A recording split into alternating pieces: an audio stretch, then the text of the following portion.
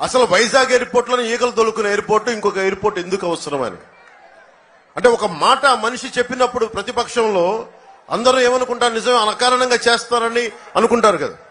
అలాగే ప్రతిపక్షంలో ఉండగా జగన్ అన్న మాటలు ఎగ్జాక్ట్ గా ఇవి.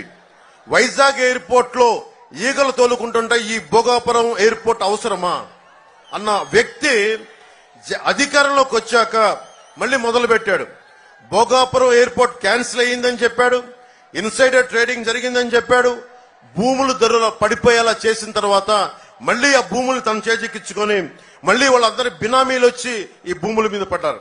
అమ్మినోడి దగ్గర అమ్మినట్టుగా కొనేశారు, అమ్మని వాడి మీద దౌర్జన్యం చేశారు. మొత్తం భూములు చేతుల్లోకి తీసుకున్నాక మళ్ళీ చెల్లికి మళ్ళీ పెళ్లినట్టుగా చంద్రబాబు గారు ఏ స్థలంలో ఎయిర్పోర్ట్ శంకుస్థాపన చేశారు అదే ఎయిర్పోర్ట్ లో మళ్ళీ భూముల రేట్లు పెంచి మళ్ళీ అక్కడే కూర్చొని శంకుస్థాపన చేశాడు. భూమి మిగలలేదు, డబ్బులు రాలేదు. ఇలాంటి ద్వంద్వ నీతి. మనకి రాజధాని ఏమో అమరావతికి 35,000 కాదు 50,000 ఎకరాలు కావాలని చెప్పిన వ్యక్తి 3 రాజధానులని చెప్పాడు. ఉత్తరాంధ్ర వెనకబడిపోతుందని చెప్పాడు. ఎయిర్పోర్ట్ లో మనకి ఈ రోజుకి రాజధాని లేదు.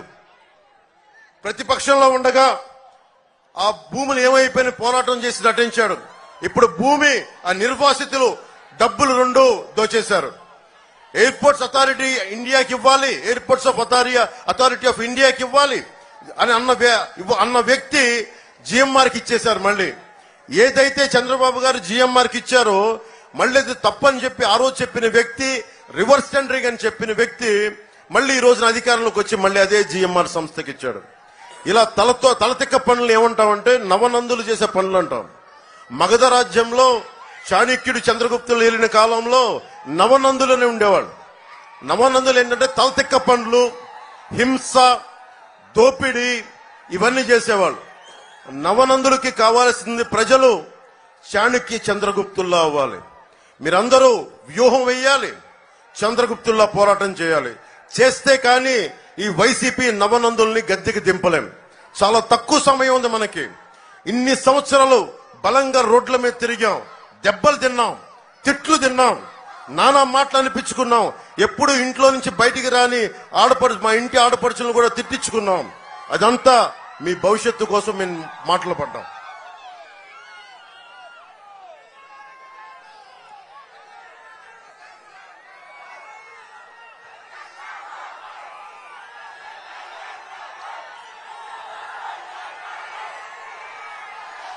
ముఖ్యంగా తారక రామ తీర్థ సాగర్ ఈ ప్రాంత వాసులకి తీరని కళ.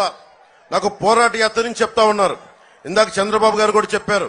ఆయన శంకుస్థాపన ఆయన ప్రారంభం చేస్తుంది. పూసపాటి రేగ భోగాపురం మండలాలకు సాగునీరు, తాగునీరు కోసం మొదలుపెట్టిన ఈ ప్రాజెక్టు ఈ ప్రభుత్వం వచ్చాక ఒక్కసారి కూడా ఆ ప్రాజెక్టు వైపు చూడలేదు. అది వాళ్ళ నాన్నగారి వారసత్వం అని చెప్పి సాక్షి టీవీలో ఆయన తల మీద డిజిటల్ పువ్వులు తప్ప ఆయన ముందుకు తీసుకెళ్తా ఉన్న ఈ తారక రామ తీర్థసాగర్ ప్రాజెక్ట్ ని పూర్తి చేయలేకపోయాడు. ఈ రోజు మేము మీకు అందరం మాటిస్తున్నాం. చంద్రబాబు గారి ముందు మాకు ఎన్డీఏ కూటమి తరపున మేమందరం మాటిస్తున్నాం. మనకి దాహం, సాగునీరు, తాగునీరు ఇచ్చే తారక రామ తీర్థసాగర్ ప్రాజెక్ట్ ని ఆగమేఘాల మీద పూర్తి చేస్తాం.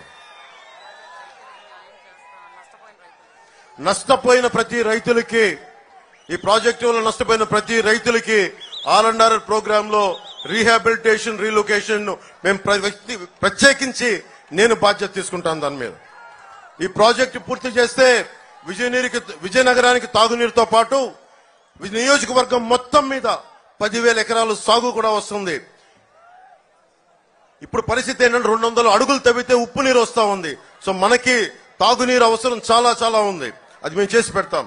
ముఖ్యంగా చంద్రబాబు నాయుడు గారు 2019లో ముఖ్యమంత్రిగా ఉన్నప్పుడు శ్రీకాకుళంలో ఉద్దానం కిడ్నీ సమస్య వచ్చినప్పుడు ఆ సమస్యను ఆయన దృష్టికి తీసుకెళ్తే ఆగమేఘాల మీద 48 గంటల్లోపు ఆయన వెంటనే ఒక హై లెవెల్ ఎగ్జిక్యూటివ్ మీటింగ్ పెట్టి దాని సమస్యకి వెంటనే మార్గం చూపించారు.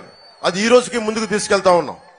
కానీ మన విజయనగరం నెల్లిమర్లలో, మన్యాలపేటలో కిడ్నీ వ్యాధిగ్రస్తులు ఎక్కువైపోయారు. ఇది కారణాలు తెలియకుండా చనిపోతా ఉన్నారంటే చాలా మంది మన జనసేనకు సంబంధించిన వాళ్ళు ఇది రీసెర్చ్ చేస్తే నీళ్లలో సెల్స్ ఫ్లోరైడ్, మెగ్నీషియం అనే తెలిసింది. రాష్ట్రమంతా ఒకటే దందా. ఎక్కడైతే కష్టాలు ఉన్నాయో, ఎక్కడైతే కిడ్నీ వ్యాధులు దారుణంగా పెరిగిపోయినాయి, ఇది రావాలంటే వైద్యం చాలా కీలకమైంది.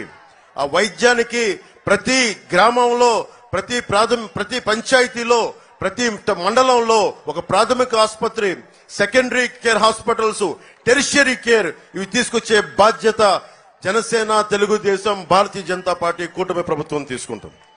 అలాగే నది పేరు ఏదైనా గానీ ఇసుక దోపిడీ ఒకటే. మనకి